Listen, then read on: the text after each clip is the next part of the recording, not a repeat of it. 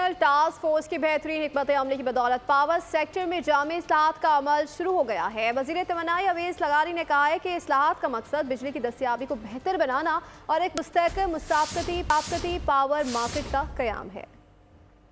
National task force की बेहतरीन हिकमत अमली, पावर सेक्टर में जामे इस्लाहात का अमल शुरू हो गया। वज़ीर तवानाई अवेस लगारी ने कहा है कि पावर सेक्टर का गर्दिशी कर्जा 9.5 अरब डॉलर तक पहुंचने की वजह से ये इस्लाहात नागुज़ीर हैं। इस्लाहात का मकसद बिजली की कीमतों में कमी, बिजली की दस्तयाबी को बेहतर बनाना और एक मुस्तहकम मुसाफती पावर मार्केट का क़याम है। अवेस लगारी का कहना है कि हुकूमत ने बिजली की कीमतों में कमी के लिए कुछ IPPs के साथ मुआहिदों की जांच पड़ताल की और कुछ पुराने कॉन्ट्रैक्ट्स ख़त्म भी किए हैं।